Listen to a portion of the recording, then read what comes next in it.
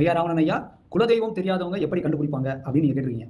இதுக்கு அகத்தியர் வாசியோகம் சேனல்ல சித்தர்களின் குலதெய்வ கட்டு அப்படின்னு குலதெய்வத்தை கண்டுபிடிக்கிறதுக்கும் குலதெய்வத்தை பூஜை பண்றதுக்கும் குலதெய்வம் தெரியாதவங்களும் அந்த பூஜை பண்ணலாம். அந்த பூஜை பண்றதுக்கும் ஒரு முறை இருக்கு. அதை நீங்க அகத்தியர் வாசியோகம் சேனலுக்கு நீங்க நல்லபடியா வாட்ஸ்அப் பண்ணி அதன் மூலியமா நீங்க தெரிஞ்சுக்கோங்க.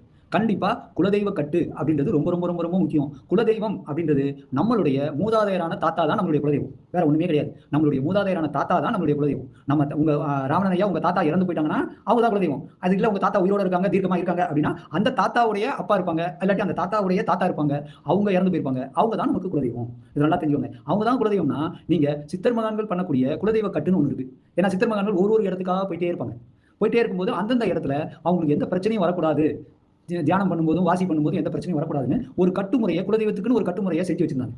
அந்த முறை தான் அகத்தியர் வாசியோக பயிற்சியில சித்தர்களின் குலதெய்வ கட்டுன்ற ஒரு பூஜை முறையை உங்களுக்கு சொல்லி தருவாங்க.